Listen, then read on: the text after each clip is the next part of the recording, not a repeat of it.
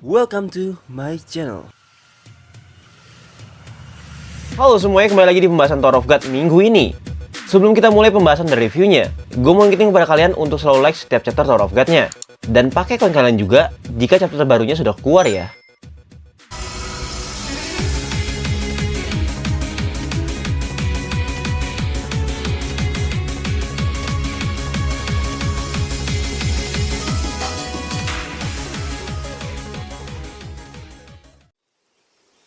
Chapter 522.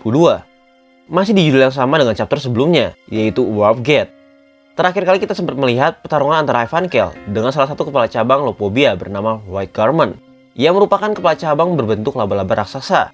Sayangnya dalam pertarungan ini, Evankhell yang telah melalui pertarungan panjang di depan tembok pertama dan kedua, harus kelelahan dan kehilangan fokusnya dalam pertarungan melawan kepala cabang ini, yang membuat Evankhell tertusuk dan mengalami luka parah akibat serangan langsung dari tangan milik White Garment. Tusukan ini terlihat sangat dalam, karena sesuai apa yang diperlihatkan, bahwa serangan ini menembus langsung ke badan Evankhell, bahkan membuat tubuhnya berceceran darah. Selain itu, bahkan White Garment yakin kalau serangannya ini barusan sudah berhasil membunuh Evankhell, sang mantan penguasa dari lantai 1 yang dikenal menakutkan ini. Lalu setelah melemparkan tubuh Evankhell yang sudah dikira menjadi mayat, White Garment mengajak seluruh tentaranya untuk pergi, dengan yakinnya kalau dia sudah menang dari Evankhell. Memang terlihat di sana, Evankhell sudah tergeletak dengan darah yang berceceran di mana-mana, tanpa ada pergerakan sedikit pun. Tidak heran jika semua orang di sana mengira bahwa dia sudah mati. Tapi apa benar dia sudah mati atau belum? Nanti kita akan lihat di pertengahan chapter. Selanjutnya, setelah melihat tubuh Evankhell yang hanya tergeletak di atas lantai, membuat semua orang di sana kagum akan kekuatan yang dimiliki oleh kepala cabang bernama White Garment ini. Bahkan anaknya sendiri aja, Sicarius, kagum melihat kekuatan ibunya yang bisa mengalahkan orang yang sangat terkenal dan cukup kuat di kubu musuhnya ini. Berarti saat ini, tim BAM yang tersisa di tempat Evankhell hanya tersisa Love saja. Yang itu pun keadaan dia sekarang sedang tidak menguntungkan, karena badannya saat ini masih terikat dengan jaring laba-laba dari Sicarius. Walaupun Love sempat mengkhawatirkan keadaan Evankhell saat ini, yang masih menjadi tantanya besar, apakah dia mati atau masih hidup. Tapi hal yang terpenting saat ini, baginya adalah untuk melepaskan diri. Karena tidak mungkin Love berlama-lama di sana dengan para musuh yang sangat kuat, bahkan bisa membuat Evankhell terkapar seperti itu. Sehingga Love saat ini berusaha melepaskan dirinya dengan teknik apapun yang dia miliki. Selain untuk kabur dari kepala cabang berbentuk monster laba-laba yang menakutkan ini, Love juga sempat memikirkan keadaan para pemain dan para tahanan yang ada di sana. Karena jika melihat kekuatan dari kepala cabang ini, Love yakin orang-orang yang berada di dalam Cat Tower akan dimusnahkan dengan mudah. Oleh sebab itu, Love langsung mencoba untuk melepaskan dirinya, bagaimanapun caranya. Tapi yang terlihat sekarang, Love sedang mencoba untuk memutuskan jaring laba-laba yang menyelimuti tubuhnya dengan tekniknya yang bernama Blue Oar. Teknik yang digunakan Love ini biasanya digunakan Love dan BAM untuk membantunya terbang. Tapi karena teknik ini dapat dibentuk sesuai keinginan penggunanya, maka Love membuatnya menjadi lingkaran pisau yang dapat digunakannya untuk memotong jari laba-laba yang mengikat tubuhnya saat ini. Namun, di saat sedang berusaha dan sedikit lagi bisa lepas dari jeratan jaring laba-laba ini, sayangnya hal ini dapat didengar dan diketahui oleh Sicarius yang berada di dekatnya. Dengan seketika, Sicarius yang mendengar suara Love yang sedang mencoba melarikan diri ini, dia langsung menghadangnya kembali dengan menutup pandangan dan penglihatan Love menggunakan jaring laba-labanya. Dan seketika itu juga, Love yang hampir bisa melarikan diri sekarang kembali terjebak, malah dengan keadaan yang lebih parah dari sebelumnya. Karena sekarang penglihatannya sudah tertutup, bahkan tangannya pun sudah tidak bisa dia gerakkan untuk menggunakan sebuah teknik yang dapat membantunya melarikan diri. Yang hanya bisa Love lakukan sekarang adalah menggerakkan kakinya saja. Pastinya dalam keadaan seperti Love sekarang ini, kebanyakan orang sudah dipastikan akan sangat sulit kemungkinannya mereka untuk melepaskan diri, termasuk juga Love. Tapi kemudian setelah itu, dia teringat akan sesuatu bahwa dia ternyata bisa tetap melarikan diri hanya dengan kakinya saja. Yaitu Love bisa memanfaatkan kakinya ini untuk mengandalkan Shinsu di sekitarnya, dan menggunakan Shinsu itu untuk memotong setiap jaring laba-laba yang mengikatnya.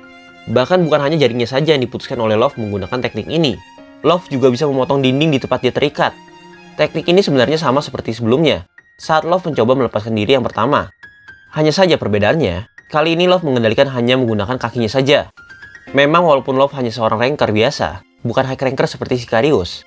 Namun tekniknya ini, dengan mengendalikan Shinsu menggunakan kakinya, merupakan sebuah teknik yang sangat langka, bahkan bagi kalangan para high ranker seperti Sicarius ini. Maka dari itu, Sicarius yang melihat hal ini pun sempat kaget, karena Love ternyata dapat melepaskan dirinya dengan cara seperti itu. Akhirnya, setelah berusaha dan mencoba melepaskan dirinya dengan teknik Blue Oar menggunakan kakinya, Love bisa langsung kabur dan menjauh dari tempat itu segera mungkin. Sambil berkata bahwa beruntungnya dia, karena dia selalu melatih teknik Blue Oar-nya ini hingga bisa seperti saat ini. Memang, teknik bernama Blue War ini pertama kali dikenalkan oleh Mule sendiri, dan teknik ini pun sempat dikopi oleh Bam dari dirinya. Hingga Bam bisa mengembangkannya menjadi sebuah sayap seperti saat ini. Bahkan sampai saat ini, sepertinya hanya Mule dan Bam lah yang menggunakan teknik ini. Belum ada orang lain yang terlihat bisa menggunakannya. Jadi nggak heran jika Mule yang mengenalkan teknik ini kepada Bam juga bisa mengembangkan teknik ini menjadi sebuah senjata yang bisa membantu melepaskan dirinya. Lalu setelah Love berhasil melarikan dirinya dari ikatan yang menjeratnya, Love langsung menjauh dari tempat itu dan meninggalkan musuhnya cukup jauh, sambil memikirkan apa yang harus dia lakukan sekarang untuk mencegah mereka menghancurkan para pemain dan tahanan di dalam Cat Tower. Sesaat dia sedang melarikan diri, tidak lama setelah itu Love menemukan sebuah tombol yang diperkirakan dapat membuka pintu tahanan yang berisikan para teras anjing dan para tahanan Hezracha lainnya. Jadi, di saat Love menemukan tombol itu, dia langsung saja menuju tempat itu. Tapi tentunya tidak semudah itu, Love dapat membuka kurungan para tahanan yang berada di sana. Karena saat ini, dia sedang dikejar oleh Sicarius, karena sudah melarikan diri dari mereka. Sehingga sebelum Love bisa sampai untuk membuka kurungan yang ada di sana, dia harus dihadang terlebih dahulu oleh Sicarius, dan membuat Love harus menghindari setiap serangan yang diberikan oleh Sicarius untuk menangkapnya. Pastinya berbeda dengan sebelumnya dong, karena Love sebelumnya sempat kaget akan kedatangan Sicarius dan tidak tahu harus berbuat apa, membuat dia bisa terjebak di jaring laba-laba Sicarius. Namun, situasi kali ini berbeda, karena Love sudah tahu apa kekuatan yang dimiliki oleh Sicarius, dan soal kecepatan, pastinya Love akan lebih unggul. Karena memang selama ini yang kita tahu, Love lebih mengandalkan kecepatannya dibandingkan powernya. Sehingga di saat Sicarius mencoba menangkap Love dengan serangan jaring laba-labanya, semua itu dapat dihindari oleh Love dengan sangat mudah. Akhirnya, karena geram tidak dapat menangkap Love yang ada di hadapannya, Sicarius mulai marah dan menyerang Love sekali lagi di depan hadapannya. Namun serangan dari Sicarius kali ini tidak dihindari oleh Love, melainkan Love memberikan serangan balasan berupa cahaya yang sangat terang keluar dari tangannya. Sehingga cahaya itu pun dapat membuat penglihatan Sicarius ini terganggu dan gagal untuk menyerang Love karena sinarnya yang terlalu terang mengganggu penglihatannya. Lalu setelah itu barulah Love bisa kabur dengan mudahnya dan bisa langsung menghampiri tombol pembuka penjara yang ada di sana untuk melepaskan para tahanan. Di saat ini, kenapa Love sangat bersikeras untuk membuka para tahanan, bukan malah melarikan diri dari kejaran keluarga Lopobia? Karena Love berpikir jika dia bisa melepaskan para tahanan yang ada di sana dan membuat para tahanan itu berada di pihaknya, maka itu akan menjadi bantuan yang hebat untuk bisa menahan para tentara keluarga Lopobia, mencegahnya untuk mengacau lebih jauh lagi. Walaupun sempat sedikit bingung dengan tombol mana yang harus ditekan terlebih dahulu untuk membuka kurungan-kurungan yang di sana, dengan percaya dirinya, Love memulai dengan menarik tombol yang paling besar untuk mengetahui apakah tombol ini berfungsi untuk membuka kurungan atau tidak. Ternyata, semua kurungan yang di sana terbuka secara bersama-sama, dan semua tahanan yang ada di sana pun bisa keluar dengan bebas. Termasuk juga para ras anjing dari pengikut Doom yang dulu, bernama Tol dan Grande. Ada juga di sana pengikut Yama yang bernama Fredis, yang merupakan High Ranker. Jika memang tujuan Mule membuka kurungan ini untuk membantunya menahan para tentara Lopobia, maka keputusannya menurut Mimin cukup bagus. Karena walaupun mereka tidak lebih kuat dari White Garment, sang kepala cabang, namun mereka juga merupakan High Ranker, sehingga kekuatan mereka akan lebih berguna sedikit untuk menahan para tentara Lopobia. Selain itu juga, bukan hanya para ras anjing aja yang ditahan di sana. Sesuai yang Mimin bilang, kalau di sana juga terdapat para tahanan Hezracha, termasuk juga ras tikus juga ada di sana. Bahkan, ras yang baru pertama kali Mimin lihat ada di situ juga, yaitu ras yang memiliki tanduk rusa. Setelah para tahanan ini dibebaskan, pastinya mereka senang apa yang terjadi pada mereka sekarang. Tapi ini bukan saatnya untuk mereka bisa terus-menerus bersenang-senang. Karena di saat mereka dilepaskan dari tahanan itu, mereka langsung dihadapkan dengan para tentara dari keluarga Lopobia. Awalnya memang mereka sempat bingung, kenapa mereka akhirnya bisa dibebaskan secara tiba-tiba. Tapi yang membuat mereka lebih bingung, itu adalah sekumpulan para tentara dari keluarga Lopobia yang ada di hadapannya mereka. Lalu Mule yang tahu kalau para tahanan saat ini sedang merasa bingung apa yang terjadi pada mereka. Mule Love memanfaatkan kondisi ini untuk mengajak mereka menyerang para tentara Lopobia. Karena para tentara itu berada di pihak yang sama dengan orang yang mengurung mereka di sana. Selain itu, Love juga meminta mereka untuk menyatukan kekuatan. Karena itu satu-satunya cara agar mereka bisa keluar dari tempat ini. Melihat kejadian ini sekarang, sepertinya orang-orang dari kubu Bam semakin bertambah nih. Walaupun kita nggak tahu seberapa kuat para tahanan ini, tapi dengan jumlahnya sekarang, ditambah lagi tim Cha, Hatshibisu juga sempat menolong para tahanan setelah melawan Kendrick Drill. Berarti bisa dibilang kubu Bam saat ini bertambah cukup banyak. Berarti peperangan nanti akan menambahkan kesempatan bagi tim Bam untuk menang. Lalu walaupun Tol dan Grandi sempat bingung mengenai situasi saat ini dan apa yang harus mereka lakukan, namun nampaknya pengikut Yama yang bernama Fedris sudah yakin bahwa dirinya harus melawan para tentara jahat, sehingga dia memulai penyerangan itu terlebih dahulu. Di saat itu pun, peperangan sudah dimulai antara para tentara Lopobia dengan para tahanan dari berbagai ras. Saat peperangan ini dimulai, tiba-tiba ditunjukkan gambar dari panel, momen di mana Evankel sedang tergeletak di atas lantai. Apakah kira-kira Evankel masih hidup atau tidak? Nah, jawabannya ada di sini. Karena tiba-tiba terlihat sosok api yang sedang menyala. Sepertinya itu berasal dari tubuh Evankel. Lalu setelah kemunculan api tersebut, secara tiba-tiba Evankel terbangun dan sudah sadarkan diri. Sudah pasti kita duga, karakter sekuat Evankel tidak mungkin mati, dan kalah hanya karena kelelahan. Apalagi dia belum sempat mengeluarkan seluruh kekuatannya. Jadi setelah panel ini, kita bisa simpulkan bahwa Evankel belum mati ya. Tetapi sekarang kita pindah dulu ke tempat peperangan antara para tahanan yang barusan dilepas oleh Mule melawan para tentara dari keluarga Lopobia. Tentunya karena keributan ini dan peperangan yang terjadi secara tiba-tiba, membuat kepala cabang White Garment marah akan kekacauan ini. Sehingga mau tidak mau dia juga harus ikut berperang melawan para tahanan ini. Tapi namanya juga kepala cabang, sekaligus mantan penguasa lantai. Bukan hal yang sulit baginya untuk membereskan para tahanan yang ada di sana.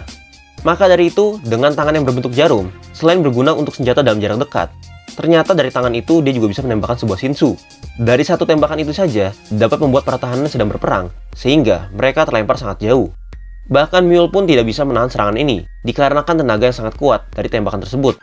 Tapi secara kebetulan, Evankel yang tadinya diperkirakan mereka mati. Namun karena api yang sepertinya ada di dalam tubuhnya ini tiba-tiba menyala, sehingga membuat dia terbangun dan sadarkan diri kembali dengan kekuatan api yang sudah digenggamnya.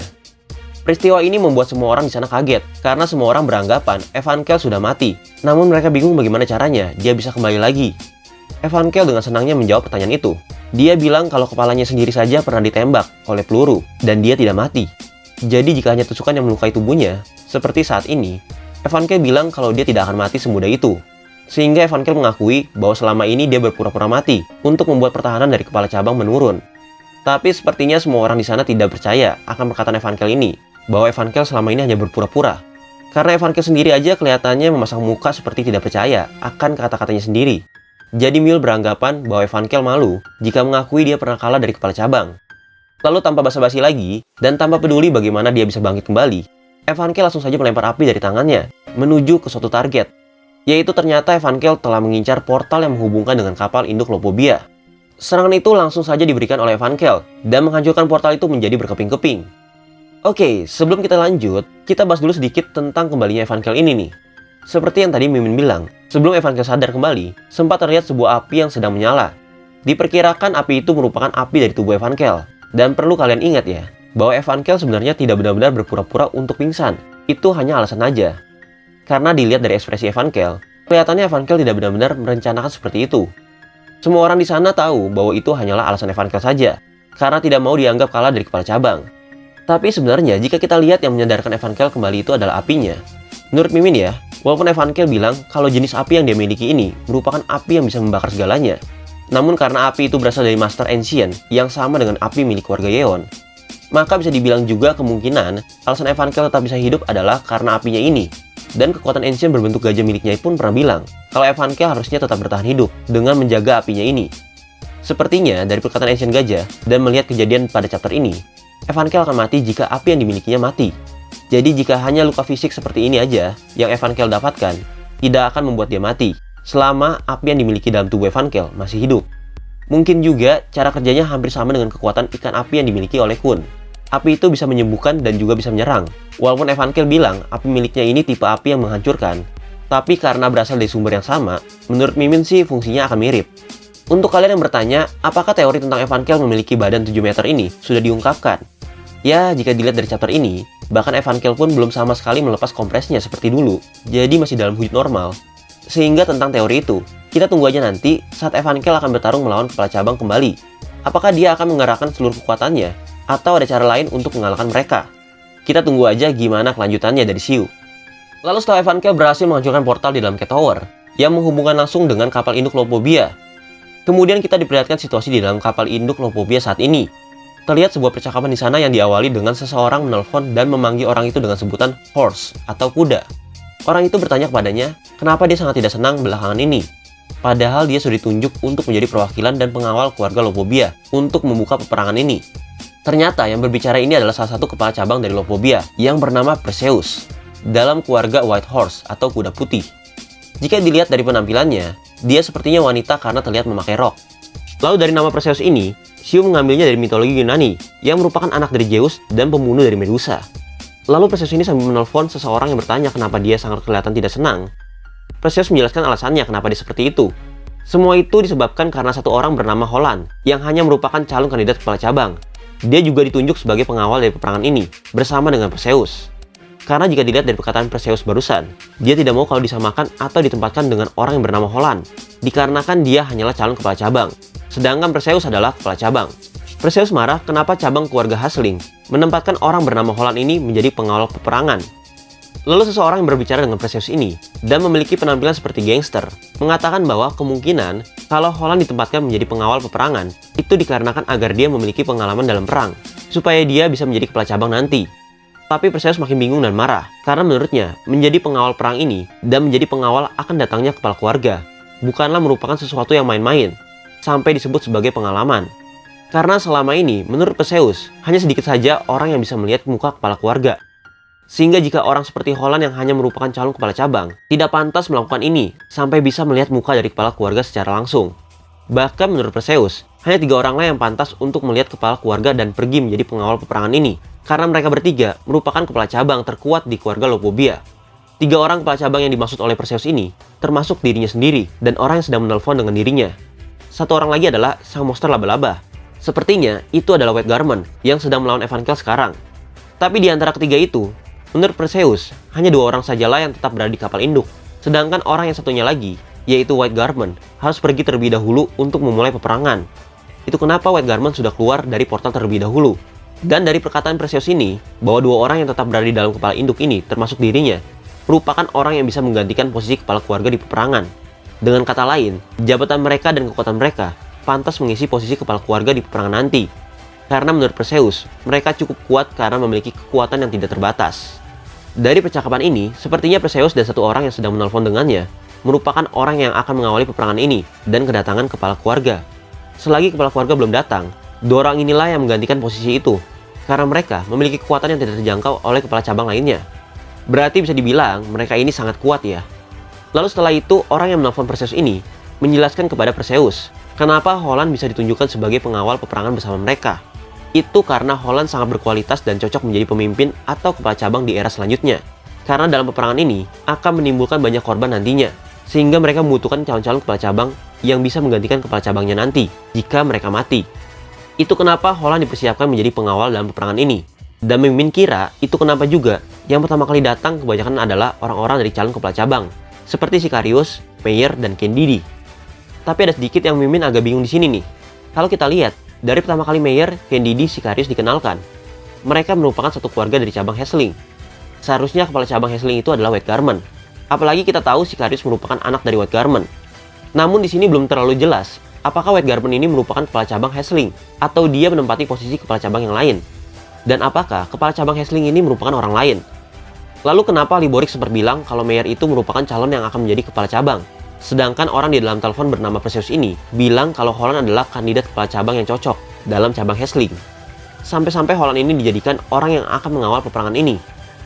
Sekarang kita kembali lagi ke percakapan Perseus dengan seseorang di dalam teleponnya. Setelah orang itu menjelaskan alasan Perseus menjadi pengawal dalam peperangan ini bersama mereka, itu karena Holland dipersiapkan akan menjadi kepala cabang selanjutnya jika kepala cabangnya mati. Apalagi nantinya akan ada peperangan yang besar dan salah satu kepala cabang Lopobia saat ini sudah mati. Maka sangat diperlukan jika para calon kepala cabang ikut berperan penting dalam peperangan ini, supaya mereka bersiap untuk menggantikan kepala cabang selanjutnya yang kemungkinan akan mati. Sehingga orang di dalam telepon itu menyuruh Perseus untuk menerima keadaan ini. Setelah dia berbicara seperti itu, barulah orang di dalam telepon ini yang menggunakan pakaian seperti geng motor. Dia baru dikenalkan, yang memiliki nama Lopobia Pudidi, sebagai cabang dari binatang burung hantu. Berarti bisa kita simpulkan bahwa 2 orang ini, Perseus dan Pudidi, memiliki kekuatan yang lebih kuat dibandingkan kepala cabang yang lain, sehingga bisa disebut sebagai kepala cabang terkuat. Namun, orang yang bernama Holland ini sepertinya juga cukup kuat, karena dia bisa disandingkan dengan kedua kepala cabang ini, walaupun Holland dikatakan hanya masih calon kepala cabang. Lalu setelah percakapan ini, muncullah sebuah peringatan dalam kapal induk itu, bahwa salah satu portal yang menghubungkan dengan tempat peperangan ini tidak bisa digunakan lagi karena sudah dihancurkan. Dan kita tahu kalau itu adalah ulah dari Evankhell barusan. Walaupun terdapat 2 portal, tapi hal ini cukup mengejutkan bagi mereka, karena secara tiba-tiba, salah satu portal itu rusak dan tidak bisa digunakan. Sehingga akan menjadi pertanyaan siapa yang merusak portal itu. Terakhir, Panel pun ditutup dengan wajah Evankel yang puas setelah menghancurkan portal ini, karena dia beranggapan selama ini hanya terdapat satu portal saja. Namun seperti yang Mimin bilang sebelumnya, dari judul ini yang bernama Warp Gate, sepertinya orang-orang di dalam kubu BAM saat ini akan berhasil menghancurkan portal-portal yang ada, seperti Evankel barusan. Jika itu benar, berarti ada kemungkinan peperangan ini nantinya tidak akan terjadi dong ya. Selain itu, Mimin mau bahas sedikit kejanggalan akan perkataan Evankel di dalam webtoon. Kemarin Mimin sempat diberitahu dan melihat jika Evankel sempat bilang mengenai kepala keluarga Lopobia, bahwa menurut translate versi Indonya di webtoon, Evankel bilang kalau kepala keluarga Lopobia sekarang ini terkurung di suatu tempat, entah itu dia mati atau masih hidup. Perkataan ini memang membuat ambigu ya. Tapi jika Mimin lihat, sepertinya maksud dari perkataan Evankel ini adalah seperti pada translate lainnya, yaitu bahwa menurutnya, kepala keluarga Lopobia tidak pernah menunjukkan kehadirannya di depan orang-orang. Bukan berarti dia terperangkap di suatu tempat, tapi karena kepala keluarga biasanya tidak pernah menunjukkan kehadirannya sendiri. Sehingga banyak orang seperti Evankel yang tidak respect kepada kepala keluarga, karena terlihat seperti bersembunyi. Kalau Mimin lihat juga di forum Koreanya sendiri, perkataan dari Evankel ini tidak dibahas sama sekali.